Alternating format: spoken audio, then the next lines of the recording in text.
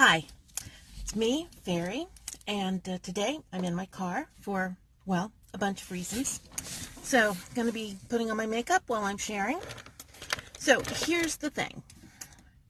And I haven't told, well, very few people know this, but essentially for the last 9.5 months, my family has been, well, we've been homeless. We've not had a permanent home. I've made sure that we have a safe place to sleep every night, but we have not had a permanent home. We have a post office box. We still use our old address for things like the bank account because they want real addresses. Wow. Have I learned how much of everyday normal things you take for granted depend on a physical address? How many things you have to provide an address for? Wow. Fortunately, we're smart, we're resourceful, we've kept up the veil of normalcy. Very few people know that we're homeless. We talk about our temporary living condition. We've been trying to get in shape to buy a house. When you rent, they want the credit of everybody that's renting, going to live in the house. And my credit, through some bad decisions on my part, and mostly bad decisions on my part, my credit has been absolutely ruined by my business. And my daughters really don't have a lot of credit. My husband's is meh. He did a lot to help me try to save my business in the final years, and that was a mistake. We should have just let it go under because it really hurt us. But because our credit's been bad, we haven't found anyone to rent to us. We paid a lot of application fees, and people said, oh yeah, your credit won't be any problem, and then they'd go, nope, sorry, we can't rent to you. Or they just wouldn't return our calls at all, which was frustrating. So we're attempting to buy a house. Our credit is high enough to buy. My husband's annual bonus arrives tomorrow, and that, with what we already have, will hopefully be enough for a decent down payment for a house in Compton, which is where we want to live. We have the line in from Hamilton, we'll get a little house in Harlem and we'll figure it out.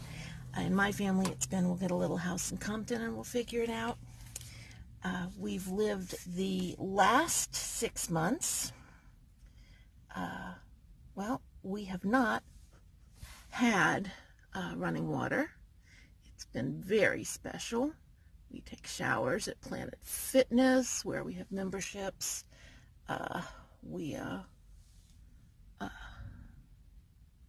Like I said, we manage. It's not been fun. So when the realtor said, what are you looking for in a house? My first thought was plumbing. Plumbing. So I do a lot in my car. And this week, especially this week, we know where we're sleeping tonight. We do not know where we're sleeping Friday night. Everybody's a little bit stressed right now, so I've kind of taken the morning to take care of some things. I will say that I have learned that Abraham Maslow is absolutely correct. When your basic needs, when you have housing insecurity, we don't have food insecurity, okay? We have income. We're always able to eat. But when you have housing insecurity, when you're not sure always where you're going to spend the night, wow, it's hard to be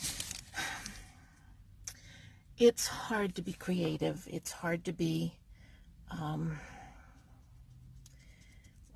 so many things that were normal before have just had to go by the wayside. So hopefully, we just need this much luck. With this much luck, we will be able to get pre-approval for a house and make an offer on a house this weekend. And we will only have another month or so of that level of insecurity. And wow, will my family be relieved. So today, as I sit in the car and put on my makeup, I've been working on a set of jewelry videos about jewelry and gemstones, and I've just set up a new blog called Absolutely Perfect. Perfect in the sense of just being complete, being all you need to be. And that's kind of what I've been working on, is being complete as me. And so working on that, taking the morning to myself. Both of my girls are sleeping in. And Christopher's off to the office. And we have trying a new eyeshadow palette today. With money my mom sent me for my birthday, I indulged at the Ulta website, and the freebie was a whole bunch of set of extras, including this palette, which is a little more neutral than I normally like to go, but it is pretty. And today's color is kind of that Moldavite green. So this palette kind of went, so I grabbed it.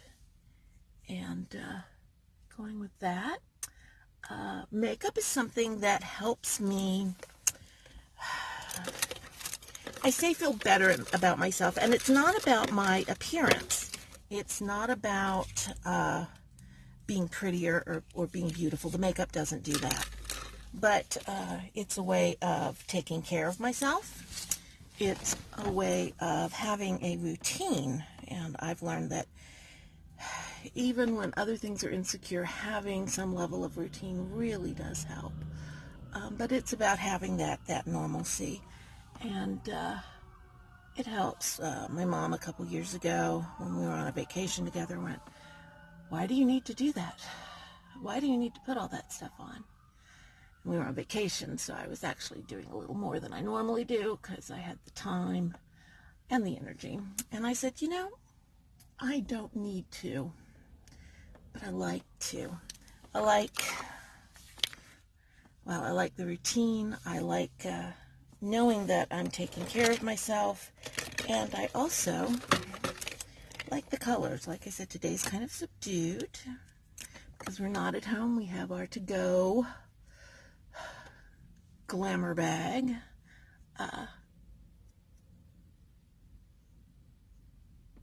I absolutely love it that full brows have come into fashion. I've never been one to, I do the occasional plucking and waxing, and nowadays, instead of waxing, I mostly, every now and then, I'll get them waxed, or last time I got them threaded.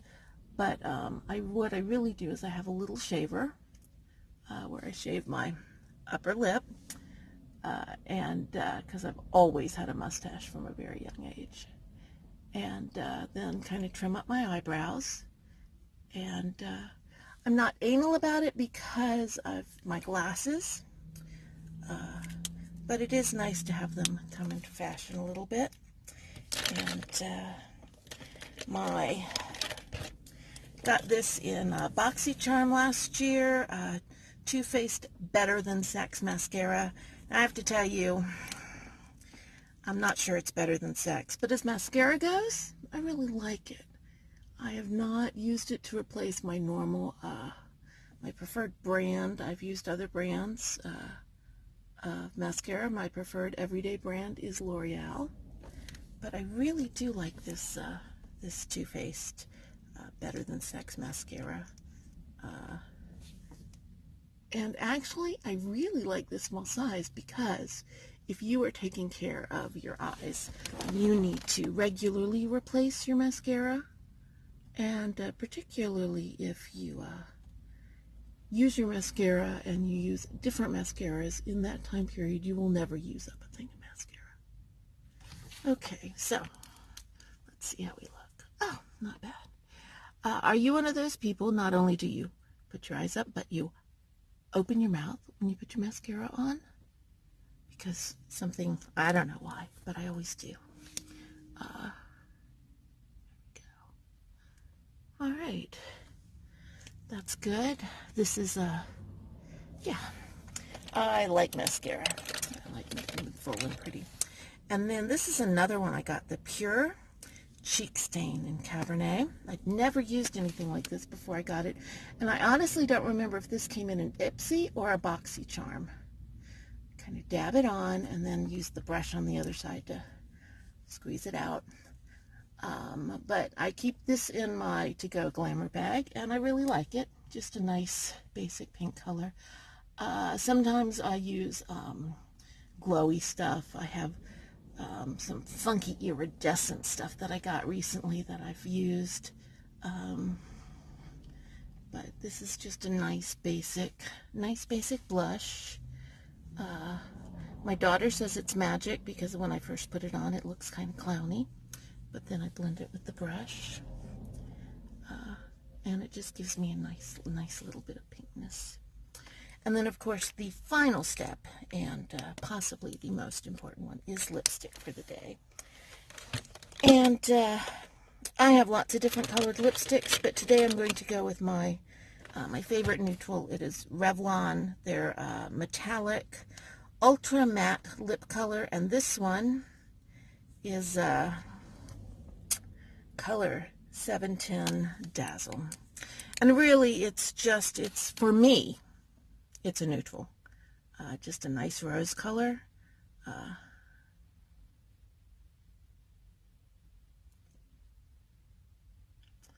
There. Makeup is done. I generally wait until after breakfast to do my makeup. And to brush her hair. I don't know if I'm going to fully get it in a ponytail.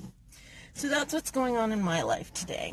I'm kind of taking the morning to myself, relaxing a bit. This afternoon, got to have a plan for what we're doing tomorrow. We have stuff to move out of the place we've been staying. And hopefully we'll get the pre-approval letter tomorrow from the mortgage broker. That would be lovely. And we will go from there.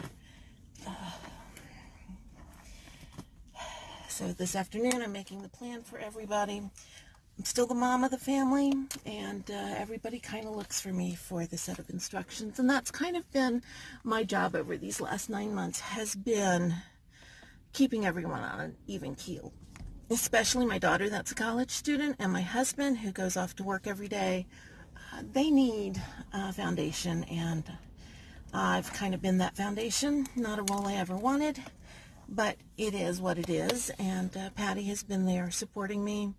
And Patty's my tiny child. She takes care of the cats. She's a permanent part of our lives. She has a disability. No, her disability is not in mobility issues. She gets around fine, but she has some health issues. It means she will never be able to live alone or completely support herself. So she has taken on during this period the responsibility of our cats, which is wonderful because the cats have been such an emotional support. We have a saying, Patty and I, to reassure each other. We go, everything's going to be okay. And do you know why? And the person answering goes, because we are we. And the other person says, yes. And we have amazing cats. We are we. We are all smart.